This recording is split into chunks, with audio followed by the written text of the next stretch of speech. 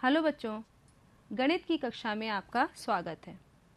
बच्चों, पूर्ण संख्याओं की अगर मैं बात करूं तो पूर्ण संख्याओं का जोड़, घटाना, गुणा और भाग तुम आसानी से कर लेते हो। जैसे कि अगर मैं तुमसे कहूं कि 5 में 2 जोड़ो, बहुत आसान है, आसानी से उत्तर बता दोगे कि 7 होगा। और अगर मैं कहूं 5 में से 2 घटाओ तो भी बता दोगे, आंसर 3 आएगा। अगर 5 को 2 से गुणा करनी हो तब भी बता दोगे कि आंसर 10 होगा। और अगर 10 में 2 से भाग करना हो तो भी तुम आंसर निकाल लोगी कि 5 आएगा। लेकिन अगर मैं ये कहूं कि सब पूर्णांक, यानी जिसमें धनात्मक पूर्णांक भी शामिल हैं और ऋणात्मक पूर्णांक भी शामिल हैं, उनका जोड़, घटाना, गुणा, भाग करना हो और उन्हें नंबर लाइन पर प्रदर्शित करना हो, जोड़ना भी हो, घटाना भी नंबर लाइन पर हो, गुणा भी करनी हो, भाग भी करना हो, तब तुम कैसे करोगे? तो चलो बच्चों, गणित के प्रश्नों को हल करते हैं। सबसे पहले नंबर लाइन पर हम जोड़, घटाना, गुणा, भाग कैसे करेंगे ये सीखेंगे। ये देखो बच्चों, नंबर लाइन है, इससे तुम भली भांति परिचित हो ही चुके हो। तो सीधे हम लोग इस पे जोड़ से संबंधित प्रश्नों को हल करते हैं। तो सबसे पहले हम कुछ पॉजिटिव इंटीजर्स लेते हैं और उन्हें नंबर लाइन पर जोड़कर देखते हैं। तो जैसे मैंने ले लिया 3 और 5, अब मुझे इन्हें ऐड करना है नंबर लाइन पर। तो हम कैसे इसे नंबर लाइन पर ऐड करेंगे सीखते हैं। तो 3 और 5 दोनों पॉजिटिव इंटीजर हैं, किस तरफ हैं? 0 के राइट साइड। एक बात और ध्यान रखना कि अगर नंबर लाइन पर हमें ऐड करना है यानी जोड़ना है तो हम क्या करेंगे? नंबर लाइन पर दाहिनी तरफ चलेंगे। और अगर सब्ट्रैक्ट करना है यानी घटाना है तो क्या करोगे? नंबर लाइन पर बाईं तरफ जाएंगे। ध्यान रखना, करते हैं। तो 3 और 5 को हमें जोड़ना है तो कैसे करेंगे? पहले 0 से 3 पर जाएंगे। 1 2 3 पहुंच गए, हम आ गए 3 पर। अब इसमें 5 और ऐड करना है, तब क्या करें? तो राइट साइड ही चलेंगे एडिशन के लिए, ठीक है। और 5 इसके आगे चलेंगे, 3 के आगे। 1 2 3 4 और 5। आंसर क्या तुम्हारा आ गया? आंसर तुम्हारा आ गया 8। तो देखा कितना आसान है। क्या किया तुमने? पहले तुम 0 से 3 पर गए और फिर 3 से 5 और ऐड करना था तो कैसे गए? 8 पर पहुंच गए, आंसर तुम्हारा आ गया। तो कुल तुमने जो डिस्टेंस कवर की है दोनों को ऐड करने में, वो क्या हुआ? 8। नंबर लाइन पर जोड़ना बहुत आसान है।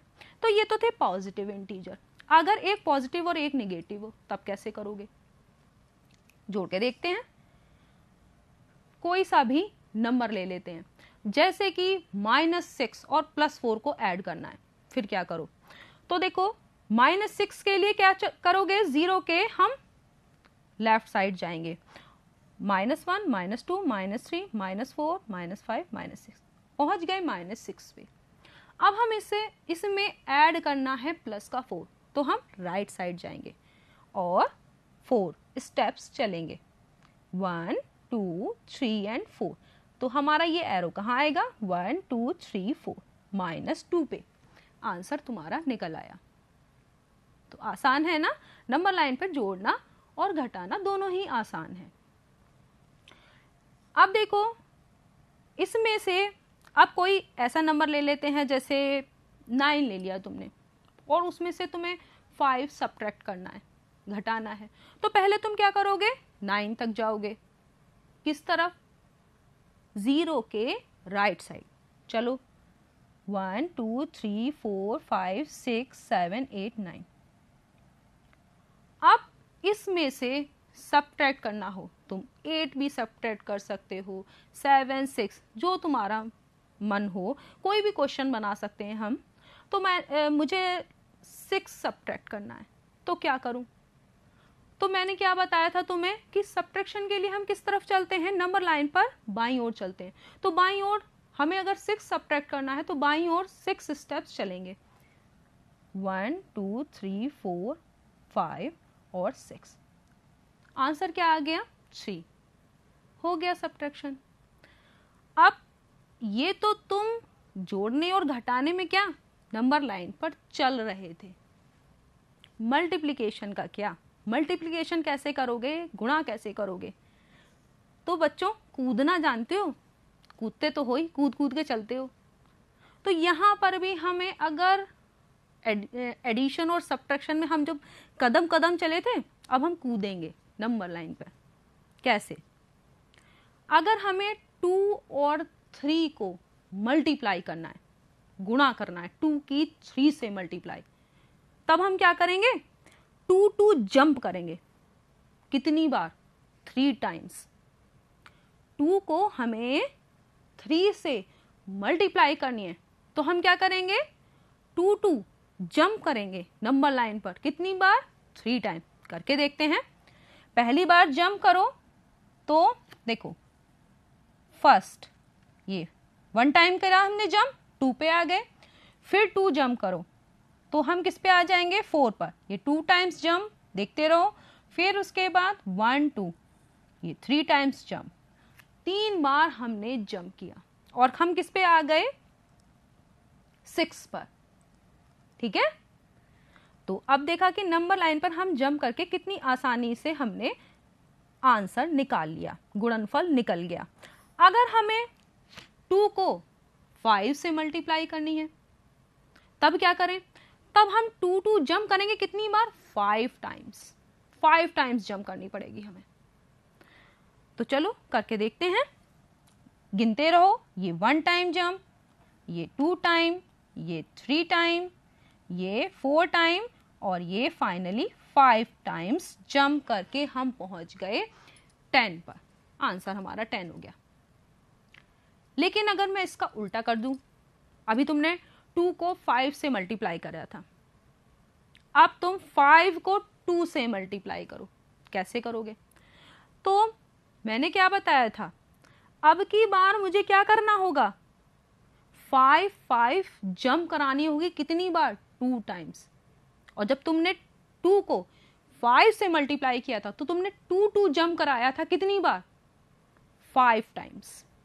और अब की बार 5 को 2 से मल्टीप्लाई कर रहे हो तो 5 जंप करा रहे हो। कितनी बार? 2 टाइम्स। करके देखते हैं। 5 जंप करो, कहां पे आओगे? 5 पे आ जाओगे। 1 टाइम जंप, फिर उसके बाद 1 2 3 4 5 यहां पे आओगे ना जंप करके। ये 2 टाइम्स जंप। आंसर क्या आ गया? 10। देखा था, जब तुमने 2 को 5 से मल्टीप्लाई किया था तब भी तुम्हारा 10 आया था, और जब तुम 5 को 2 से मल्टीप्लाई कर रहे हो तब भी 10 आ रहा है। आंसर तो सेम है। फिर इसमें क्या फर्क है? नंबर लाइन पर प्रदर्शित करने का तरीका अलग अलग है। ठीक है। तो ये चीज को बहुत ध्यान में रखना कि आंसर सेम आएगा। 2 को 5 से मल्टीप्लाई करो या 5 को 2 से मल्टीप्लाई करो, आंसर तुम्हारा 10 ही आ रहा है। लेकिन देखा था तुमने कि नंबर लाइन पर प्रदर्शित करने का तरीका हमारा बदल गया था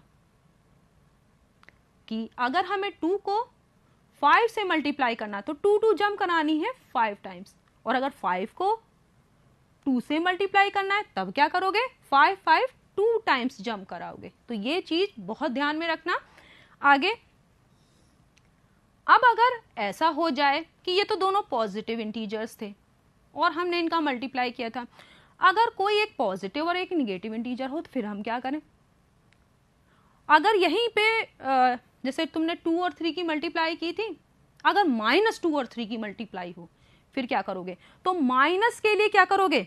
डायरेक्शन तुम्हारा किस तरफ हो जाएगा? अभी तुम राइट साइड जंप करा रहे थे, अब तुम लेफ्ट साइड जंप कराओगे। तो अगर लेफ्ट साइड जंप कराओगे 2 को 3 टाइम्स तो कैसे होगा? देखो, 1 टाइम, 2 टाइम, 3 टाइम, आंसर -6।